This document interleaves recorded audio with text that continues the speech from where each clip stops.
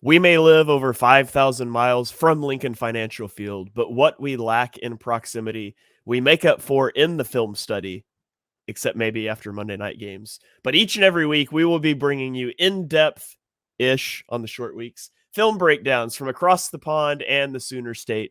Welcome to On the Shane Page. I am your host, Shane Haff. You can follow me on Twitter at Shane Haff NFL. I am joined by BGN's very own Jonny Page. Give him a follow on Twitter at Jonny Page9. Jonny, how are you doing this evening? I would just like to say I do not agree with this. I am very in depth. I am raring to go.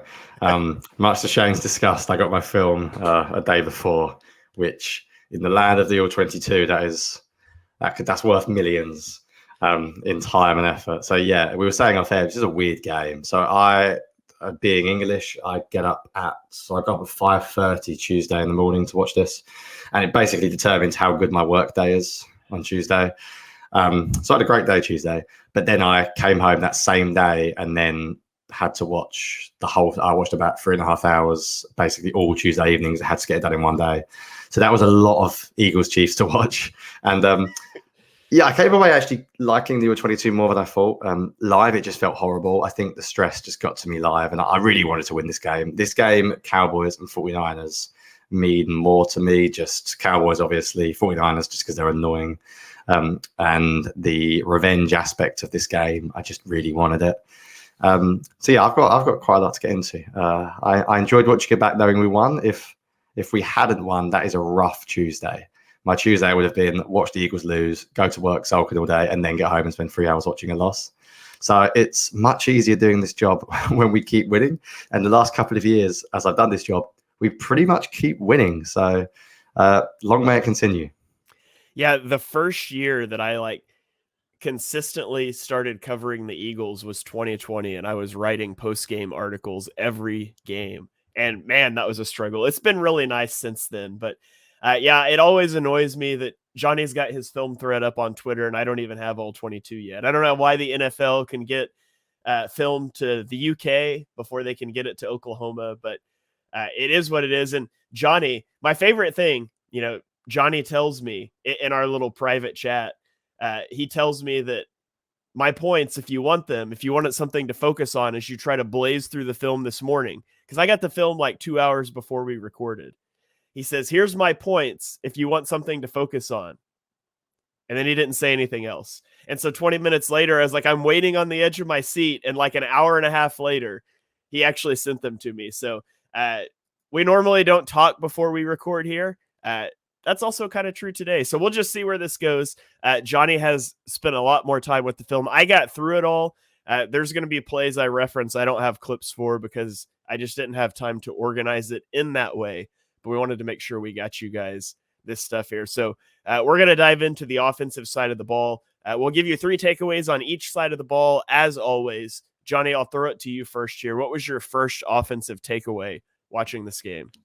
Yeah, just quickly, that is completely true. It was just as I went to lunch at work and I totally forgot to send it. I thought you were going to moan about, I realised after how vague they were as well. I said, here's something to focus on. And my point 1 is just good Brian Johnson. And my point 2 later will be bad Brian Johnson. So it hardly narrows it down. So basically just watch the whole offense. Watch the whole game. And that's pretty much what I did when I went through it. It was a weird game. So we're going to start... we'll start with the positives. Let's start with the positives. So Brian Johnson had a really interesting game. Live, I thought it was an absolute disaster, and we'll get to that for point 2. Watching it back, there were some things I really liked about the offense, actually. So let's start with a positive before we get negative. Firstly, I thought the Eagles had some really nice RPO designs in this game that I really enjoyed.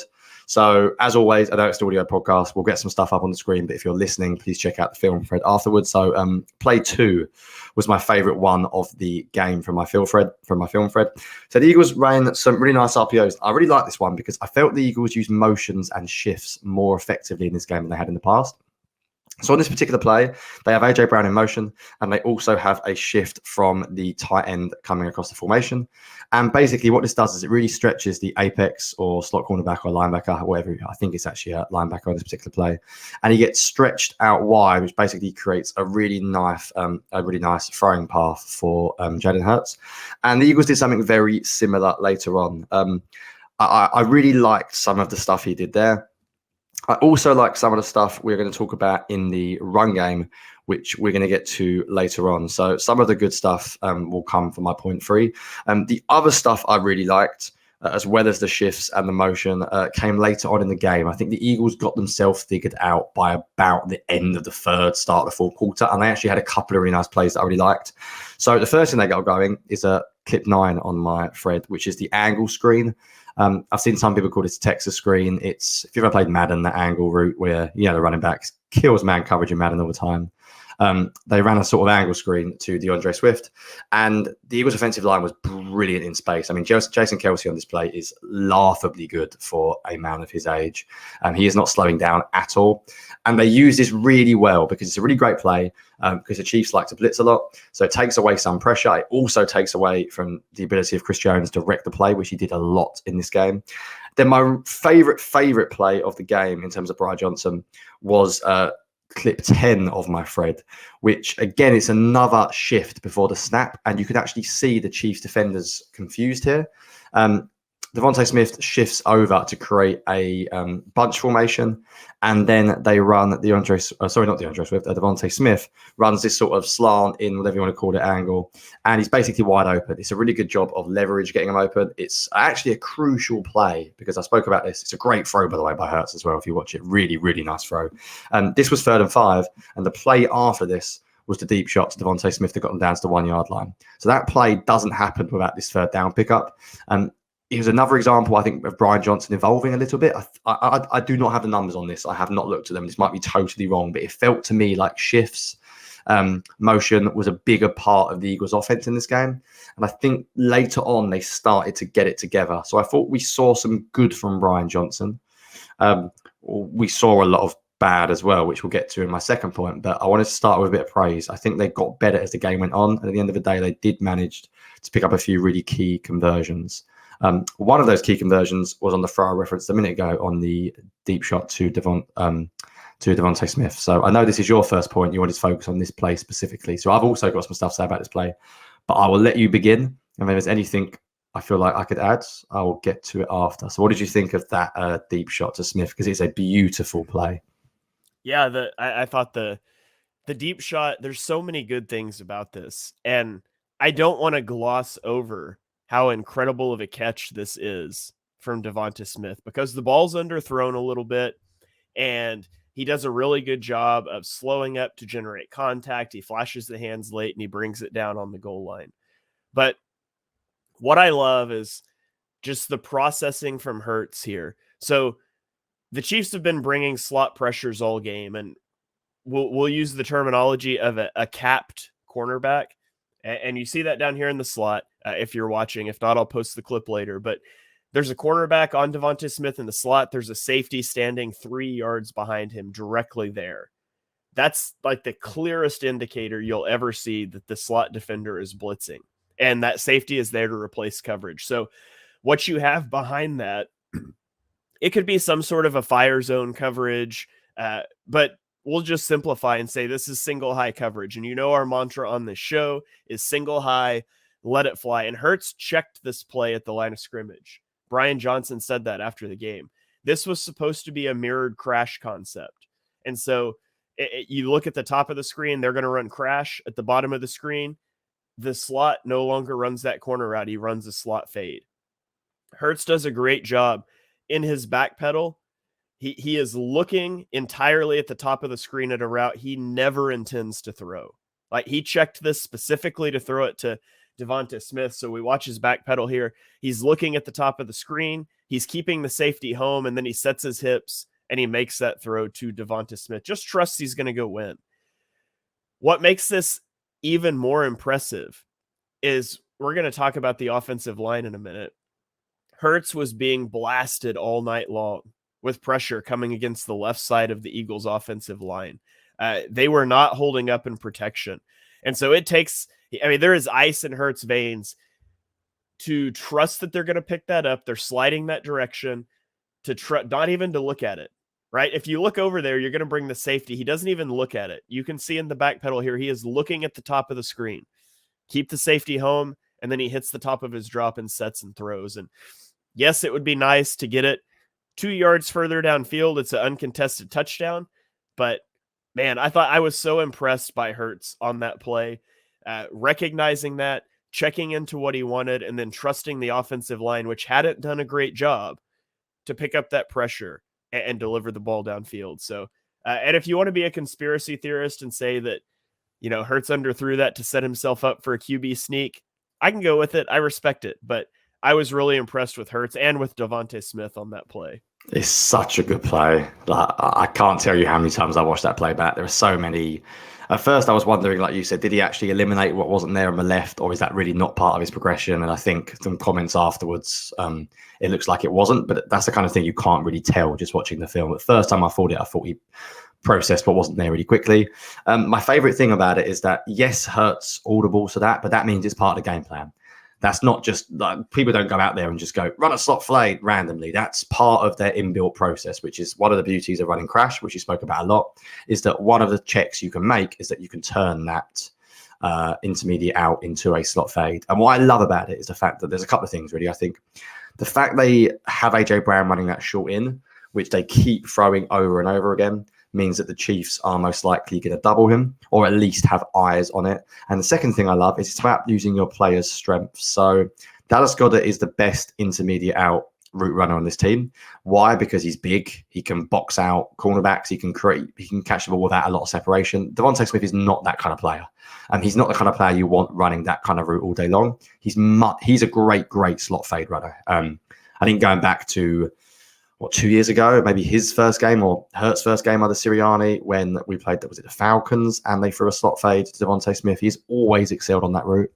So it's a really good part of game planning, because game planning isn't just simply what plays you run. It's how do we deal with whatever coverage we're going to see.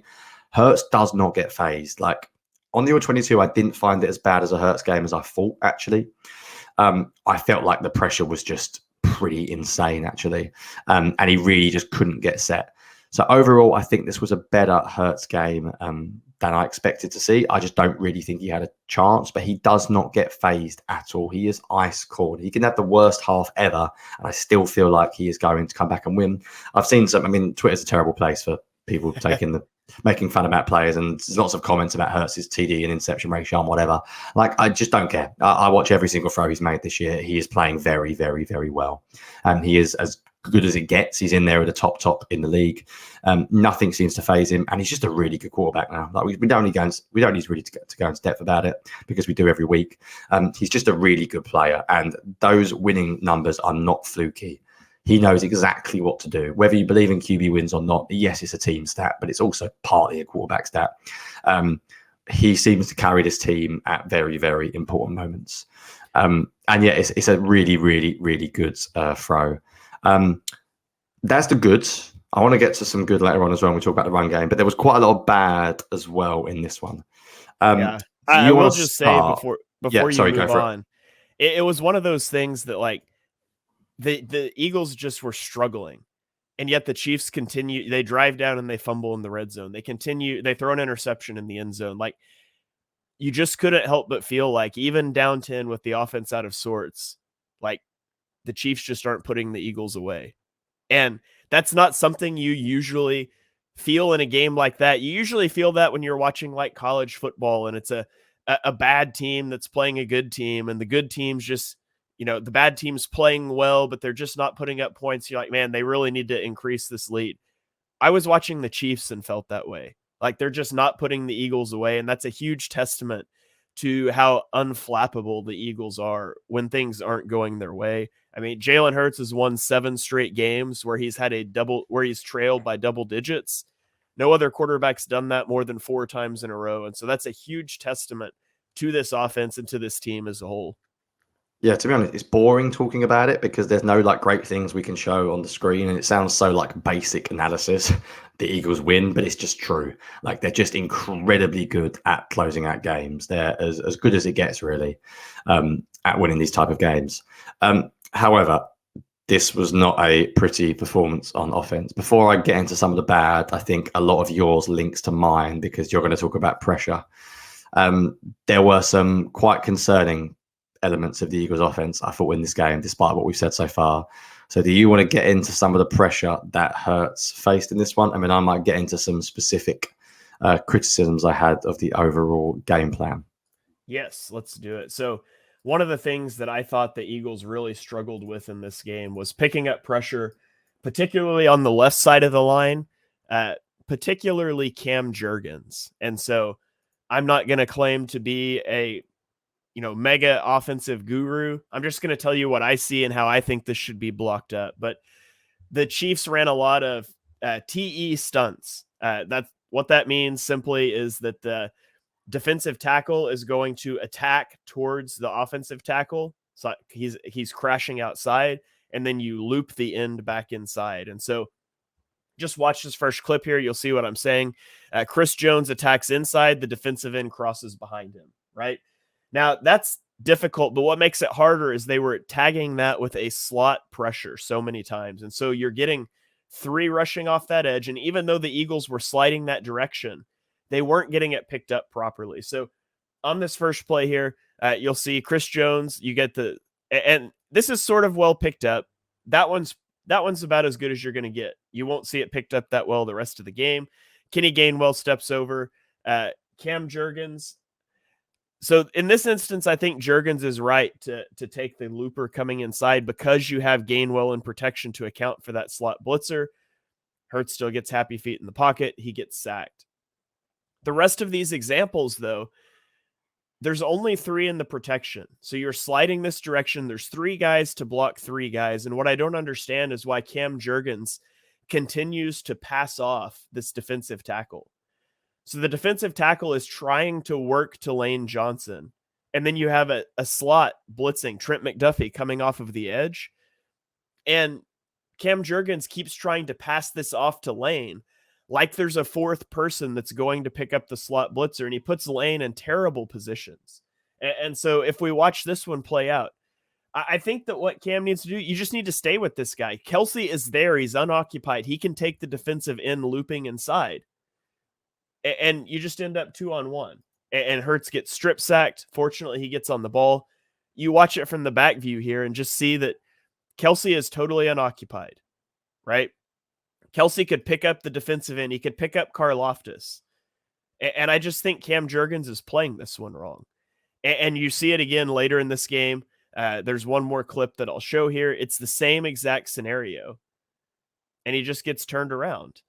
And so the Chiefs were constantly getting pressure rushing 3 against 3. See right here, he throws his hands and he tries to come to this defensive end looping inside, and he puts Lane Johnson 2-on-1. That should never happen. 3-on-3 should never turn into 2-on-1. And so I thought a lot of the pressure issues were related to Cam Jurgens not passing these off correctly. And I'm surprised that wasn't corrected on the sideline. Now, those 2 happened on the same drive, so he didn't get to come off and talk to Stoutland. Maybe they cleaned that up. Maybe that's why I didn't see it a lot the rest of the game. But could be as simple as Cam Jurgens' first game off of injury, not used to working out there again. He runs into a buzzsaw that is Steve Spagnuolo and his defensive pressure package designs. But I thought a lot of the woes of the offense facing pressure early in the game boiled down to Cam Jurgens handling those stunts wrong. Yeah, dare I say, he also may struggle because he might not be a guard long term. I really like what Jurgens can do. I think maybe slightly overrated the points this week, and I'm going to get into the run game for my 3rd point later on, but there were some comments I saw like, the Eagles' run game was back because Jurgens can pull, and no. Jurgens wasn't the pulling guard on pretty much any of the Eagles' successful gap scheme runs. So that's a bit of a myth as well. That sounds very cool to say, but it's simply not true. When we get to the running game, it changed for other reasons. But yeah, my second point was about bad Brian Johnson, nice and specific. So I actually don't have any clips of this play because I couldn't be bothered to tweet them out. But the wide receiver screens felt like a wasted play in this game. And I'm not going to get on like a big point about screens. There's a time and a place for screens. Sometimes you throw a screen, there's a quarterback right there. The receiver walks past him, makes a man miss, like Rice did to Slay, and you pick up 15 yards, everything's fine. But I think Julio Jones might be done. He was very slow in this game. And I think he might be a red zone weapon / hybrid tight end only. Running a wide receiver screen to him you're losing a down. Like it's nothing against Julio. It's just not really worth it. The biggest complaint I had was some of the calls earlier on. And I think it's not just Brian Johnson, it comes from above. But there was 2 plays in particular that stood out. The first one you've actually already shown from a pass protection side. But the first third down of the game, play 1 on my film thread, if someone can explain how on earth this concept is meant to look to me, I would love to know. So the Eagles basically run mirrored concepts. Mirrored concept, if you don't know, is where you run the exact same play on the left-hand side and the right-hand side. It's 2x2 set. You get like these deep sort of in and then short ins, and it's like a high-low style concept type of thing. But you look at it, and there's 4 receivers within 10 yards of each other and nobody anywhere else. And I remember live being really disappointed and thinking, Hurts dropped his eyes there. I didn't like that from Hurts. When you watch Shield 22, then no wonder he dropped his eyes. There is no chance here. And it's not just no chance. For that to be your first third down call of the game, like when you're scripting the first 15, 20, 25 plays or whatever, 3rd and 5, it's not an unmanageable situation. For that to be the call, and that's a bit alarm bells ringing in some ways. I'm not going to tweet fire Brian Johnson because that's laughable. He's done some very good things this year. But that is a weird third down play call. And the other thing that I wanted to talk about was I still felt like the Eagles had moments in this game where they are over-reliant on trying to hit big plays. And now I think this comes from Sirianni as much as anyone. But a good example is play 5 on my film thread. So this is a play the Eagles keep running called Heat. Some of you remember it because the Eagles have hit a few big shots of it this year. And it's basically where the one outside receiver runs a very, very, very deep crossing route, or slot receiver in this case, in Devontae Smith, and the other receiver runs a sort of in-breaking curl hitch, whatever you want to call it, in the middle of the field. It's very good against quarters because the idea is the safety on the side of the short in will take him, and then you can throw it deep over the safety's head. Some of you might remember this play from Jalen Hurts getting intercepted a few weeks ago when the play was also slow developing. And the Eagles had a backup right tackle in, and they still ran the play. The backup right tackle got beat. Hurts got hit. He got intercepted. This game, the play doesn't go a great deal better because basically it takes too long to develop. Now, I think you could argue that Hurts could check this down a little bit quicker, and I think he should do. So I'm not blaming Brian Johnson entirely. I just think from a game planning point of view, and I'm being very nitpicky here, it's a very slow developing play, and the Eagles could not handle Chris Jones at this point in the game. He was wrecking everything. Was that the time to run an explosive play like that, or did you need to get a little bit more safety first, should we say? Maybe run some quick game, maybe run some double slants, maybe run some more RPOs. I feel like there was more stuff the Eagles could have done, and it felt like quick game was wide receiver screens. They were still a little bit focused on down the field shots that were slightly slow to develop.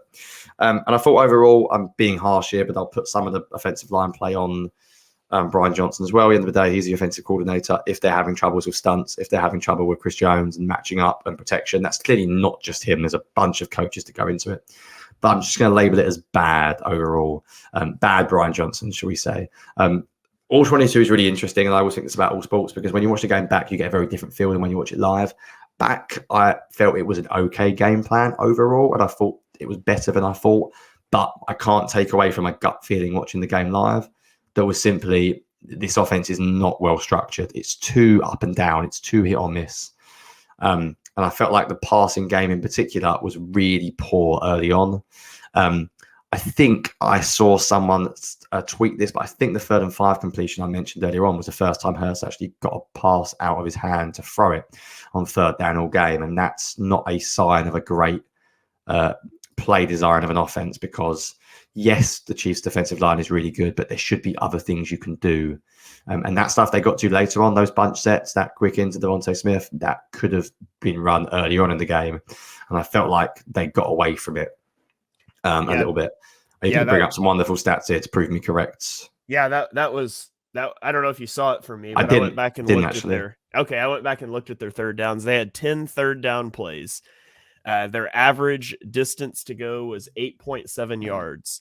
They called 6 pass plays, the first 3 of which resulted in sacks. The fourth one resulted in a 5-yard scramble on a 3rd and 10. And then they had the completion to Devontae Smith. That completion to Devontae Smith in the fourth quarter with 6:55 left was the first time the Eagles threw a pass on third down. Yeah, that's not good enough. I don't care whose fault that is, but I must admit I hadn't seen that stat before. So as I said, we're pretty honest when we talk here. I didn't come away thinking that was a Jalen Hurts problem. I came away thinking that was an offensive design, play calling problem, where some of them Hurts just had no chance at all. So that's why I've lumped it into the bad Brian Johnson section. Is there anything you wanted to add before, as always, we've taken up forever, before we get to our third and final point? Because I'm excited to talk a little bit of run game, as I always am. People know it's my thing by now. Yeah, I just keep run game penciled in as your third point. So basically, we can say we don't talk about him and we don't necessarily know what we're going to do, but I always know you're going to have a run game point. You left out the worst Brian Johnson play of all. You said you didn't tweet like fire Brian Johnson. I tweeted fire Brian Johnson, launch him into the sun.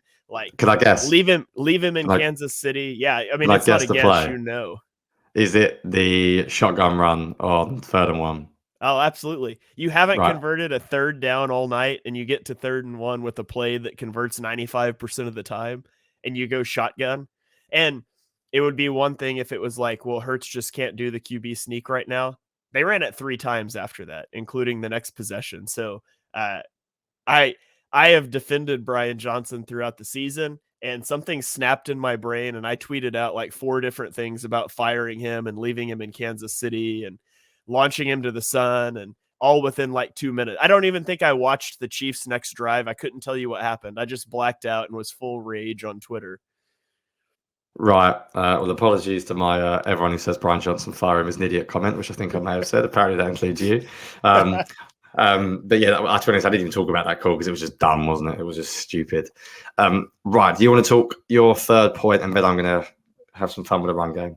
Your third point, I believe, staring at my sheet in front of me, says you're going to talk about personnel, which was a big talking point, wasn't it, from last week, actually, about what the Eagles are going to do without Dallas Goedert. I don't know if they really solved it this week, but they did some things that were interesting. So I'm interested to hear what you're going to say about this, because I was a bit unsure about the Eagles' use of personnel personally. Yeah, I like that. Unsure about their personnel personally. It was just different. Like, I think it's noteworthy, and injuries play into a lot of this. Dallas Goedert's gone, so you're not going to run as much with a tight end on the field. But the Eagles ran 0 plays out of 12 personnel in the first 9 weeks. Or excuse me, out of 10 personnel, which is 1 running back, no tight ends, 4 receivers. 0. They ran 24% of their plays against the Chiefs out of 10 personnel. So they called 9 pass plays, 4 run plays out of 10 personnel. You also saw an uptick in pony package usage, which is 2 running backs. They had 15 pony package plays in the first 9 weeks, which was 2.3% of their plays. That went up to 7.5% against the Chiefs. And then you mentioned this earlier, and I don't have the statistics for motion across the board, but particularly motion on run plays. Before the bye was at 22%, and against the Chiefs, it was at 33.3%. So I don't know if that carries across. I didn't look up across the board for passing plays, but they definitely motioned more to get into the running plays. Some of that has to do with the pony packages. Something they did a lot in this game. They used pony personnel with DeAndre Swift in the slot, and they motioned him across the formation at the snap, and they would pull a tight end with him, but they ran the ball the other direction, like outside zone with Boston Scott, and they did that 2 times. The third time they handed the ball to DeAndre Swift on that sweep or end around, whatever you want to call it. and it went for like 30 yards. And so I thought that was a really cool thing, a look that they showed multiple times before it paid off with a big play in the fourth quarter. I don't know if they will stick with that heavy of a usage of 10 personnel, but I really thought it was interesting. And you could definitely tell that not having a tight end attached, it did cause some issues in terms of your pass protection. Not that they keep Dallas Goedert in a lot, but there's traffic there that makes it harder for you to run these games and for a slot to blitz. And so we'll see how that, if they are able to adjust to that. But I did like seeing particularly the pony package and the motion on running plays. Yeah, I would agree. I'm going to talk a little bit more about run game because I feel like I should at least put run game in my bio somewhere on Twitter. It's quickly becoming my thing. So I am fascinated with running games at the moment, looking across the league and the Eagles. It became an obsession of mine in the offseason. I tweeted out something about DeAndre Swift yesterday saying I don't personally think he's a lead back and got, as I expected, a ton of hate. Not hate, it's the wrong word, constructive criticism.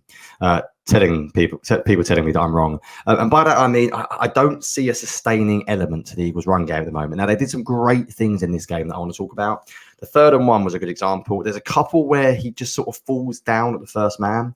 And I think DeAndre Swift is a brilliant running back, but I don't see him as a feature inside the numbers. I don't know what's happening to Rashard Penny. I don't really get it because I think Trey Sermon could have done a job if it wasn't going to be Penny. But I don't see it with Scott or Gainwell. To me, they're too similar in the way they play. They actually ran one under center carry with Boston Scott in this game. And I sort of just watched it and went, why? Is this the new thing to run one under center carry a week? But anyway, I do want to talk about some of the things they did that I really enjoyed. So gap scheme was back. Eagles run game, quarterback run game was back, and some of this was so well done. And please don't tell me it's all because of Cam Jurgens, because he never pulled in any of these concepts. So please don't say that. There's some examples that I loved. So the first thing I think the Eagles did really well in this game was they got DeAndre Swift outside a lot. I think there was a lot of outside zone from the second the game began. The inside zone, split zone stuff was pretty gone. Pretty much gone. They didn't run a lot of it at all. It was very, very much an outside zone game.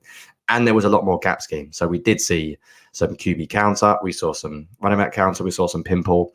So I can give you a few examples of some of the snaps that I really, really liked and explain why. So firstly, if you look at my film threads and you've got play free, this is a fantastic pin pull concept that the Eagles run. It's the same side pin pull. Pin pull, for anyone who doesn't know, and very simply, normally what happens on the offensive line is if you have a and I'll try and say this the right way, as I was when you're doing a podcast, never be easy. If there is a defender on your, should we say, outside shoulder, therefore you will sort of pull. Whereas if you've got somebody inside you, you will essentially down block. So you'll be able to see Kels and Mailata here will pull because of the alignment of the defense. And the beauty of pin pull is that sort of anyone can pull depending on the opposing formation. But what they do here, as you can see, Kelsey has no one inside him. Mailata has no one inside him. And I mean, Kelsey's so good in this. So is Jordan Mailata. And it's brilliant for this offense because it gets DeAndre Swift on the outside. It gets him following blocks. It makes things easy for him vision-wise. And the offensive line do a really good job, except Cam Jurgens, who missed a few blocks in general in this game, as you've already mentioned. Also highlighting in this play, this is why 10 personnel is not as good, because you can't do this without Jack Stoll. If you see Jack Stoll's down block, which enables Jordan Mailata to get in space. And I love the fact he's like celebrating as DeAndre Swift is running. If you haven't seen this, just watch Jack Stoll as DeAndre Swift's going downfield. Because that is the kind of tight end who loves run blocking. You can sense that he doesn't care about his targets. He's a run blocker at heart. So it was really good to see some more pinball, which was something that I really, really liked to see. The other things I really liked, you mentioned this example, but if people haven't seen the clip, it's clip 7 of mine, which this is a good example of personnel that you're on about. Pony personnel with DeAndre Swift in the slot. And it's just a simple reverse. They just hand the ball off to him, but it's DeAndre Swift in space. I mean, he is so good in the open field. He's as good as there is. He's top 5 running back in the open field. Like, he is electric. The Chiefs defenders had absolutely no idea this was coming. It's not a play I've ever seen the Eagles run with DeAndre Swift. And it's the kind of thing that you can then do a lot in the future. What I do think is interesting, though, is that it was obviously you can't do this the same way unless you're under center. So one of the reasons why the Eagles don't do this is because they're not under center a lot. So could this be something we see in the future? Could we see some more under center runs from pony personnel because they're now going to use this? This is classic Shanahan, like wide zone, under center, QB. This is classic. We don't do a lot of it, but I just like the idea it's something else the Eagles could do. What I now want to see is, can you run some fakes out of this? Can you bootleg Hurts out? There's so much more you can do with this. So that plays really exciting. I hope it's not just a one-off thing we see once and never again, because I am fine going a bit more under center. And the other play I really, really wanted to talk about is the Hurts touchdown. Sorry to Twitter legend Brian Baldinger, but I was going a bit insane yesterday because he called this QB power, and I'm watching it like it's not power. And I checked with a few coaches that I'll occasionally tweet, and they agreed with me. It's definitely not power. This is CT counter. CT counter, if you see online, is very, very simply the center and the tackle are the two who pull. It's brilliant against the Chiefs blitz package, especially when they run away from pressure, which is really good. The offensive line just do such a good job here. Like, what I love about this play more than anything is you essentially get Kels and Mailata running to the same side as Lane Johnson. So the trio that Hurts ends up running behind is Lane Johnson, Jordan Mailata, and Jason Kels. Like, when you say those three names, it doesn't get a lot better. And I know I bang on about this a lot. I just think the Eagles' run game is so much better when they're pulling linemen. I think they're really good at creating angles, and it's not rocket science why. They've got some of the most athletic linemen there are in the game, if not the most athletic offensive line in the game. And they're just really good. They're really good in space. They're really good pulling. I think it suits the offense better. I think we finally got back to some gap scheme. It wasn't the same old 10, 12 carries of inside zone, split zone. So long may it continue. If Hurts can properly run now, then I think we could see some more QB counter bash. This is just standard counter with a quarterback. QB counter bash would be sort of like the running back going the other way. But there's stuff you can do. There's stuff you can build on. So I'm really optimistic about the run game after this one. It wasn't the best run game in the world. I still think they lack a foundation presence. And I know people disagree with me on that, and that's fine. It's a philosophical choice. It's the way I view football. I just want a little bit more consistency. You showed the third down earlier on being an average of third and 8.5 or something. That's where I think having a sustainer can get you to 3rd and 5, 3rd and 6 more. I'm not talking like Derrick Henry here. I'm just talking a slightly bigger back who maybe gets tackled for 3 yards and falls forward and makes it 4.5, 5 yard gain. That's all. But overall, we spoke about the offense for long enough because we've got a lot to say about defense, I think. But I enjoyed a lot more of the Eagles running game, and especially the quarterback run game and the outside zone / counter / pimple stuff the Eagles did in this one. I think it was just a better run scheme in general. And I think they looked at the bye week. They used the bye week effectively on offense, especially on defense, which we'll come to. But they definitely looked at that run game, I think. And I don't think it was just a case of Hurts being healthy. The outside zone stuff they did with DeAndre Swift, the pinball stuff they did, I think that was definitely something they looked at in the bye week, as I was really hoping they would. And I hope those improvements continue throughout the second half of the season. Yeah, I loved that play with Hurts because the Eagles are in empty and the Chiefs are bringing an overload pressure on the left. They're bringing 6 against 5, and they're saying to the Eagles, "You can't block this." To which the Eagles laugh and say, "We never were going to try to block this," and they just run away from it.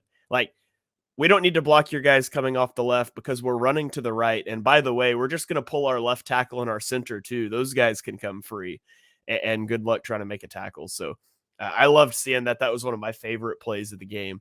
I thought about talking about the Eagles red zone, which we could certainly talk about. But I figured you would probably grab that when you talked about the run game. So enough time on the offense here. We're going to throw it to a quick break, and then we will be back to break down the defense. So keep it tuned here on the Shane Page.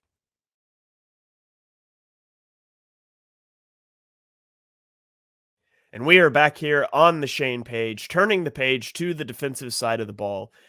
If you didn't like this 38 minutes of offense, we're going to talk about a unit that ran a whole lot more smoothly in this game. So let's get to the defense. Johnny, what was your first big takeaway looking at the defensive side of the ball? Yeah, I really enjoyed this game plan. The Chiefs are a good offense. I know they sort of suck at wide receiver, but they've got a handful of half-talented players, and they've got Patrick Mahomes, so they're always going to be a dangerous offense. What I wanted to see is, and this is sort of the point of this podcast, I think, and what we do when we write and watch film is we just want to see that the obvious areas of improvement are being corrected. I've never felt so annoyed, I think, on this podcast, both of us, as we did watching the Eagles play 2 linebackers against Cowboys. That I mean, if you listen to the podcast and you read the articles, you know all about it. It wasn't like we're not experts, we're not coaches. They know way more than us. And it was obvious to us. It was obvious to the Cowboys offensive staff that the Eagles had a huge issue. And it wasn't just personnel. So don't tell me it was all personnel. They had Sidney Brown in that game. They had Josh Jobe. They could have done more. So obviously they used the bye week because they're looking at a lot of film coaches. They've got a lot to do. They're also trying to deal with specific game plans and coaching players on a weekly basis and et cetera, et cetera. So I get it. But once you had the week off, you sat back and watched that, it was blatantly obvious that personnel was a huge issue and they massively changed it up. And it was so cool to see. So immediately, literally immediately on the first third down of the game, play 2 on my film thread, the Eagles went to dime, which they continuously went to all game. So they didn't have 2 linebackers on the field. They had 1 linebacker on the field. That allows Sidney Brown to be quite often a deep safety. It also enabled them to double Travis Kelce with 2 safeties, and safeties are always the best matchup for Kelce. You don't necessarily want a corner on him because of his size. The other really interesting thing about this was they played 3 edge defenders, which meant that you could get Hassan Reddick as like a stand-up off the ball style player as he is here. It's just a really good use of resource. Like you don't need on 3rd and long to have 2 linebackers on the field, especially when they both suck in pass coverage. Let's be honest. So that was really cool. So some of the Eagles' coverages were just really, really good. And I know you're going to get more specifically into the Travis Kelce coverage later on, the way they played him. So I'm not going to go too much on that. And I know your point is also similarly to mine about dime. I just thought that was a really good idea. I'll give you one more example. I mean, I'm sure you've got a lot to say about this as well. But play 6 on my film thread is where they use something called one double.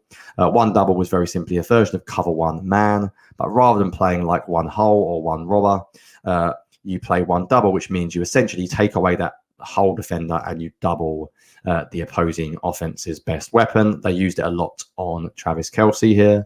But again, it's just so much better seeing Darius Slay in the slot, seeing cornerbacks running with receivers, not linebackers. And it's just really good because I think last year the Eagles were so dominant throughout the year. We didn't really see them correct their flaws, and the flaws kept coming up and up and up.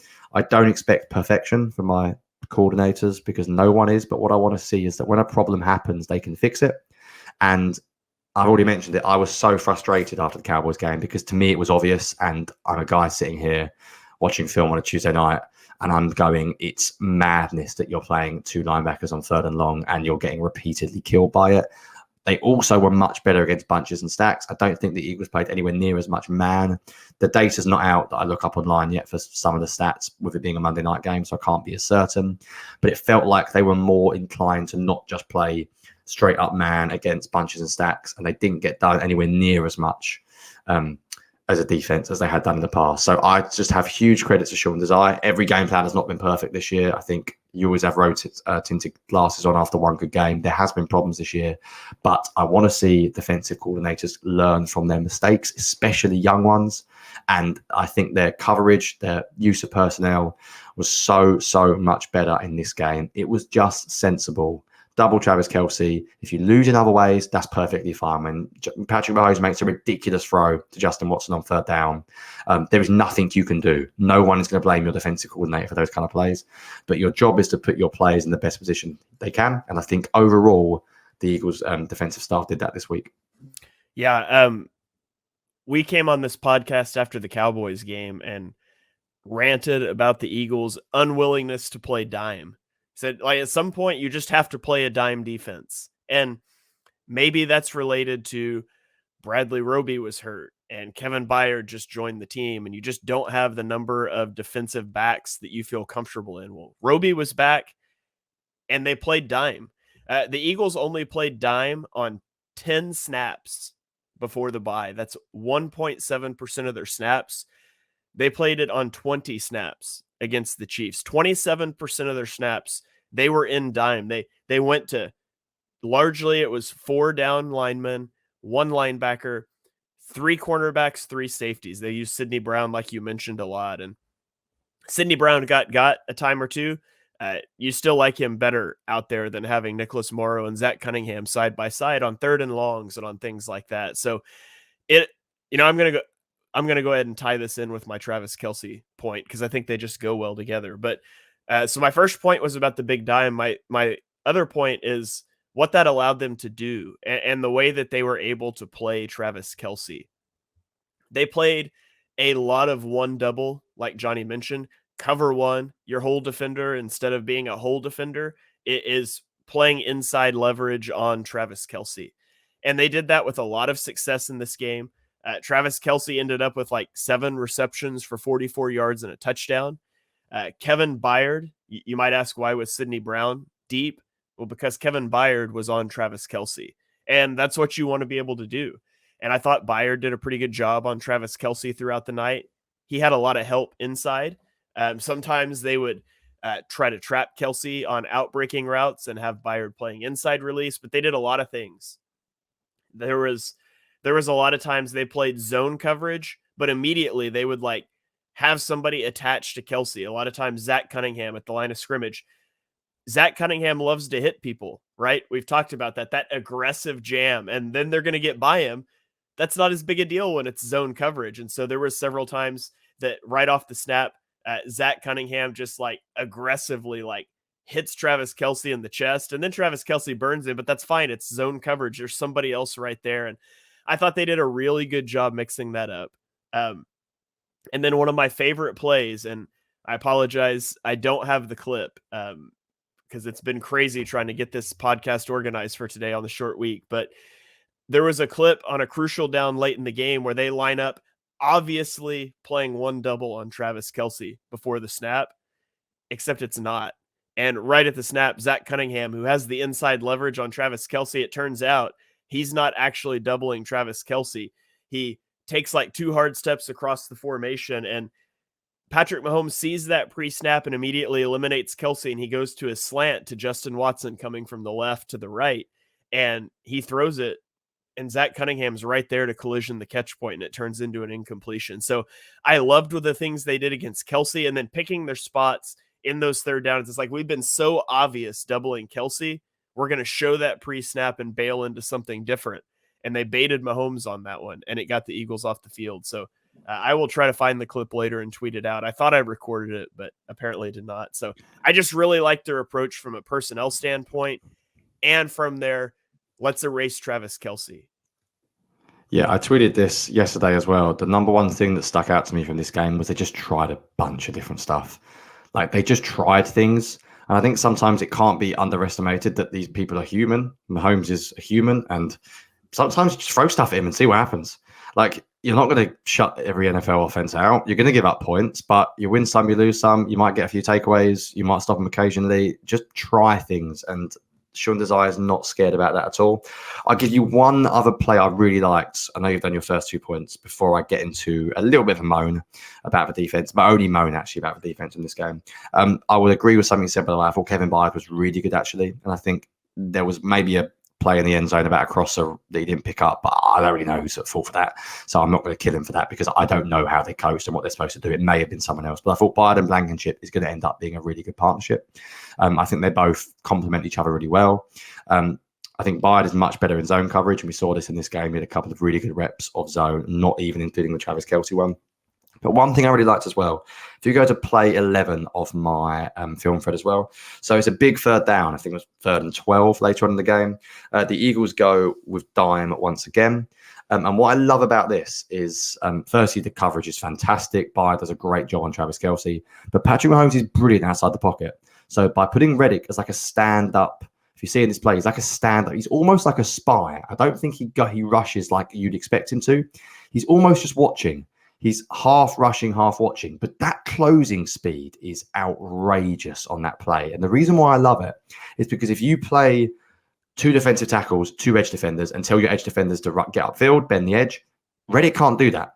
So that's a really good use, whether that's specific for Patrick Mahomes, whether that's going to be something they do against more mobile quarterbacks. But I love the idea of playing three edge defenders and playing, because Graham's like a defensive tackle anyway these days. So Graham's going to be more like a defensive tackle. And I really like that as a way of playing, having Reddick as a stand-up defender, because not many players can chase Mahomes out of the pocket like he did there. And he looked lightning quick. However, there was one really odd flaw with the defense this week. And I don't know if you noticed this watching the game or whether it was something that I just picked up on, but what on earth happened to the Eagles' edge defenders against the run in this game? And it was weird. Like watching the game, it felt like the Eagles got run over a lot. And then when you look at, they didn't really score that often. So you think, oh, well, maybe it wasn't terrible. But when you think about it, I think they had like 160 rushing yards, or I think that includes Mahomes, but Pacheco had about 90, I think. And even Clyde Edwards-Helaire had a big run. But 3 of those plays came on huge outside runs. If you take away those 3 huge outside runs, Pacheco would have been like 17 for 60 or something, like very average. And Clyde Edwards-Helaire would have basically not existed because he only had 2 carries. So without those 3 outside runs, the running defense wasn't as horrendous as I thought.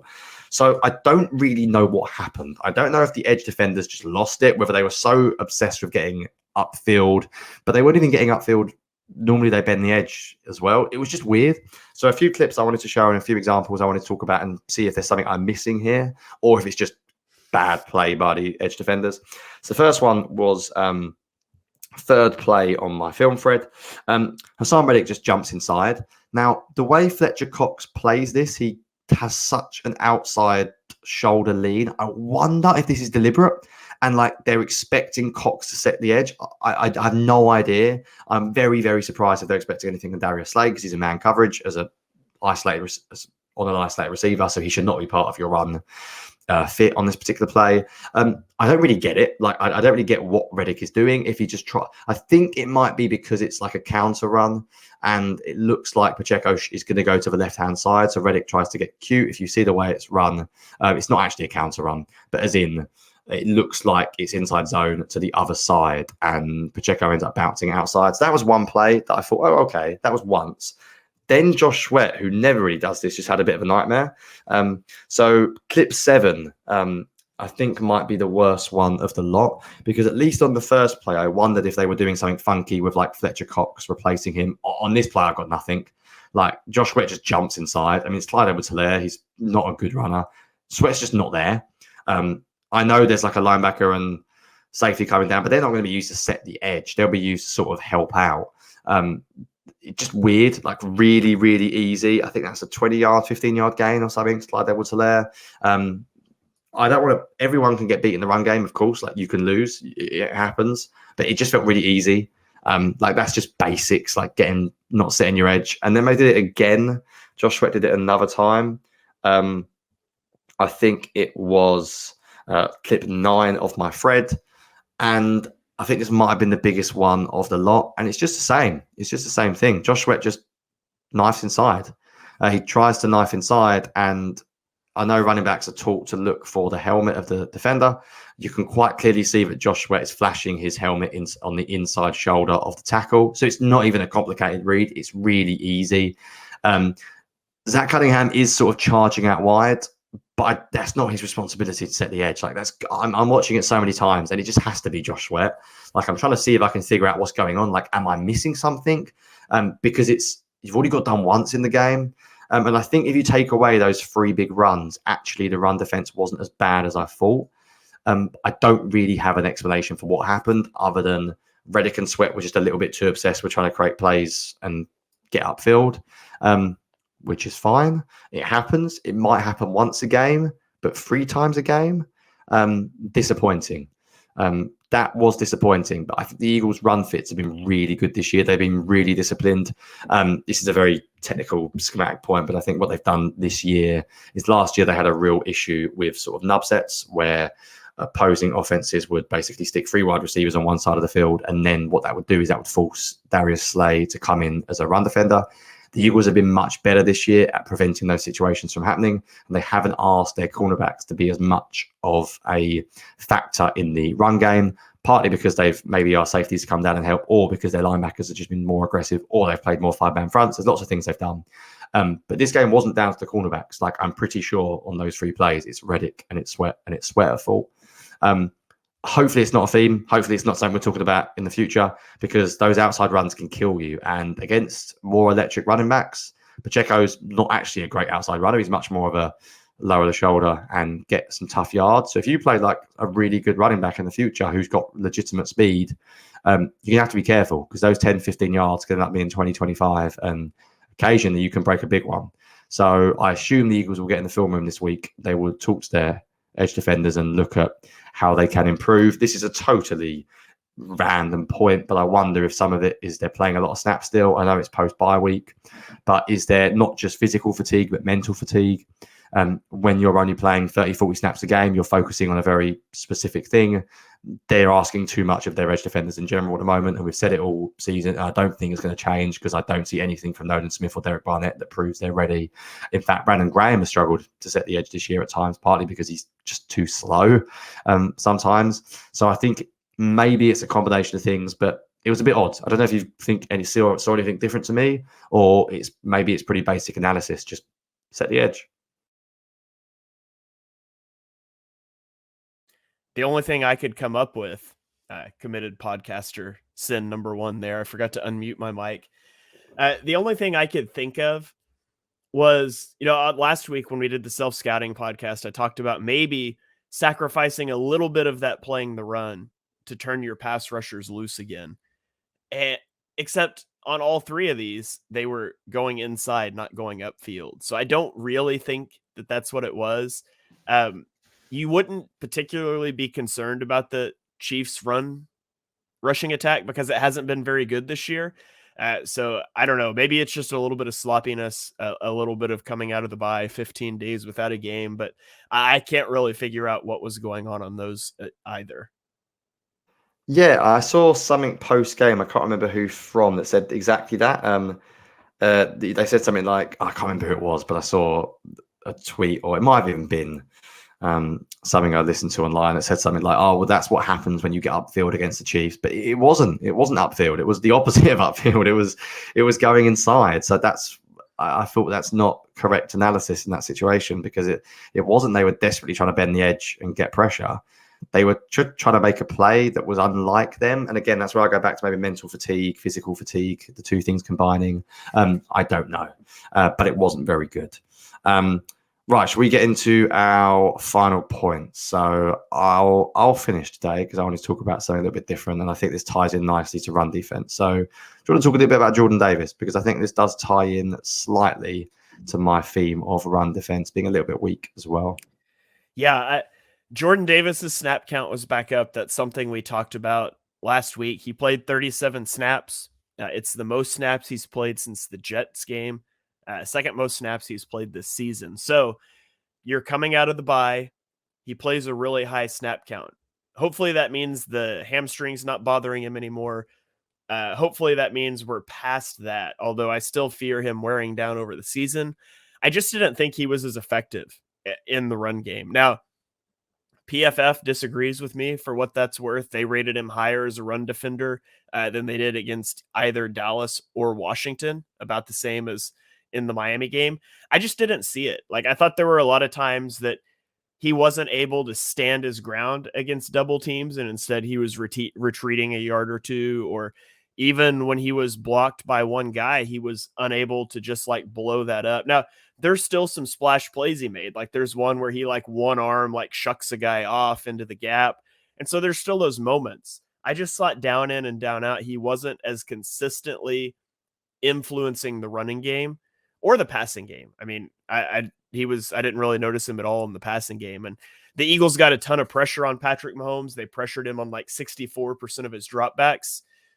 I just didn't see Jordan Davis really affecting the game much in any way. And you want to see him take a big leap, and getting one pressure in 18 pass rushing snaps and not really making plays on the deep run defense. And a nose tackle isn't always going to like stuff the stat sheet, but he just wasn't disruptive on the interior from what I watched. And so that's a little concerning coming out of a bye week. Like, this is the freshest he will be the rest of the season, and I just didn't think he made much of an impact. Well, good news. I agree with you over PFF. So we haven't spoken about Jordan Davis. I think actually you summed that up perfectly, if I do say so.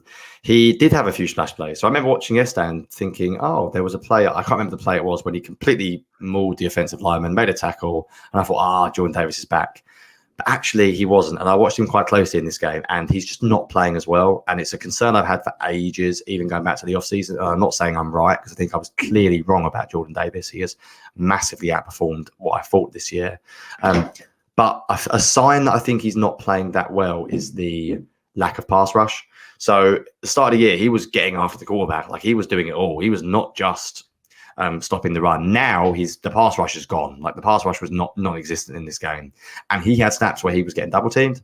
There was one snap in particular, I can't remember the rushing play, but I remember it very clearly. I watched it a few times, and they double teamed him, and then the left guard got to the second level. And I remember thinking that is exactly what you do not want Jordan Davis doing. His job is to take two defenders. He cannot let the left guard get to the second level. Once he gets one-on-one with that center, he has got to wreck him, and he didn't. So I would agree with you. I think you summed it up nicely. I think Jordan Davis has to be a concern, not because he's bad, but because he's such a big part of this defense. If he doesn't play well enough, I think the run defense will struggle. And my big concern with him is still, does he get worse as the season goes on? Is this going to be a constant theme? Because that was the first game after the bye week. And if the Eagles get to the Super Bowl, they're going to have a lot of games in a row. Hopefully not a wild card round, but they're going to play a lot of big games coming up. And I think he's going to be needed. So I think that is a little bit of a concern. We've been going an hour, as we always do. So I'm going to wrap it up with my final point, which is a bit of a weird one. But I think something that you can't ignore in this game, and I've seen comments online about it, the Eagles were lucky. The Eagles had some luck. Like, they got lucky on defense. I'm not going to show you a few of the drops the Chiefs had. The Justin Watson one, actually, on 3rd and 4, I thought that was harsh to call that a terrible drop, because that ball was right in between two linebackers, and Zach Cunningham was about to hit Justin Watson hard. So I, in some ways, would put that down to good defense as well as a bit of luck. The obvious play they had luck on was, I actually don't have a clip of this, and you might, was the 4th and 25 one that Justin Watson dropped. That was terribly played by the Eagles. I mean, stop covering the sideline. The spacing's all wrong, and that ball should have been completed. This is an unbelievable throw by Patrick Mahomes. The spacing is all wrong. I don't know what the cornerback's doing on the far left. Sidney Brown is sort of watching his man a little bit too much, and he's too slow to react. And you know what? Massive credit goes to Darius Slay in this play, because he actually reads this all the way. He doesn't get PI, and he hits him exactly when he needs to. So I give Slay huge credit for that play. But the Eagles got a bit lucky there. And then the Eagles obviously got lucky on play, was it 10? On my film thread. No, it was not. It was not play 10. It was play 12. Play 12. When MVS just drops the ball wide open. I think they make a huge mistake here. I don't really understand what happens, but they end up triple covering Travis Kelce, which they obviously are not supposed to do. I think I saw you say this online, and I agree with you. I would assume that Bradley Roby thinks he's getting deep help here. But my point was more about, this is why we look at process and not just results. The Eagles got a bit of luck, but I don't care. I liked the overall game plan. They brought a lot of different stuff at Mahomes. They blitzed him a lot, and Mahomes normally kills the blitz. And you know what? I'm okay with it. Sometimes you get a bit lucky. Sometimes blitzing him can have psychological effects. He may predict a blitz from cutting. The Eagles bought 6-man pressures, 5-man pressures, simulated pressures. They played man, they played zone, they doubled Kelce. Sometimes they didn't double Kelce. They played dime, they played 3 defensive ends. Just when you play good offenses, the Eagles spend a lot of money on the offense. They've got a franchise quarterback. They've got AJ Brown. They are not going to be a lockdown defense. They are not going to have the resources to spend on every part of their defense. They're going to have some weakness at places like safety and linebacker. When you commit that money to the offense, I expect this team to be a top 5 offense, which means I need the defense to be good enough and get takeaways. And that's what the Eagles did. They were good enough. They made some stops. They got takeaways. And if MVS does score that, by the way, and the Eagles lose, this loss is not on the defense. So regardless of what happens, I just think the overall philosophy of the defense under Desai is so much better than under Gannon. Gannon is a very good coach, And I think you're seeing that with the Cardinals. And I think fair enough. He knows how to coach secondary play. But he needed last year a very, very, very good, talented defense to work. And when it went against him, he had no answers. Whatever you think of Sean Desire this year, and trust me, we're being critical. We were 2 weeks ago, as we've already mentioned, against Cowboys. He tries different things and he has answers against different teams. And I always want a defense that has answers rather than defense that plays the same way over and over, which is why I love watching the Bengals and what they do, because they have some really good specific game plans. I think that stuff is more important than down in, down out being consistently good. The Eagles have such an explosive offense. I need a defense that can get them, the other team, if they score less than 25 points, and you get 2 takeaways a game, a few big sacks. That is what this team needs. And I'm pretty optimistic from what we've seen so far this year now. A pretty good sample size. That the one thing Sean Desire will not be is predictable. And I do think that is a really important part of being a defensive coordinator in the modern NFL. So I thought I'd end with a little bit there on luck. Yes, the Eagles got a little bit lucky. I still think they win the game if the Chiefs score, by the way. Never doubt Jalen Hurts in this offense. But sometimes that's okay. If you're bringing pressure, if you're bringing blitz, if you're bringing blitzes, if you're mixing up your coverages, things will go wrong. This defense is not perfect. There are things they need to clean up. But overall, I would say this was a big win in the column for Sean Desire and the defensive coaching staff. Yeah, absolutely. I mean, you can't get lucky on that play if the defense doesn't pitch a shutout in the second half before that and the offense doesn't score 2 touchdowns. You can't get lucky if Andy Reid doesn't punt on 4th and 3 from the 40-yard line to give the Eagles the ball back. Like, there's a lot of things that go into it. And yes, we tend to over focus on one lucky play. At the end of the day, the Eagles defense really dominated this game. I mentioned it earlier. They pressured Mahomes on over 60% of his dropbacks. They allowed 22 yards per possession in the second half. They forced a fumble down in the red zone. Like, even if you gave the Chiefs all 4 drops, the Eagles still forced like a 41% success rate. By the way, the last year in the Super Bowl was like 62%. So the defense played well. The offense struggled for large portions of the game. And like we talked about, I feel better about it now than I did watching it live. Overall, a win's a win. The Eagles are 9-1. They're about to go into this. Well, not go into. They're continuing the gauntlet. I said before, if they went 3-3 in the 6-game stretch, they'd be in really good shape to still get the 1 seed. They're 2-0 right now, and the Bills come to town. I'm really interested to see. This is not a preview podcast, but interested to see how they handle the Bills. They've shown how to handle a stud tight end. Now they get that stud number 1 receiver, who, by the way, has a pretty good up-and-coming rookie tight end alongside. So there's going to be 2 threats to deal with. I can't wait to watch that one play out. But either way, we will be back here talking about it next week. Thank you guys for joining us for this episode of On the Shane Page. If you enjoy the show, be sure you leave us a 5-star rating and review on Apple Podcasts, likes on YouTube.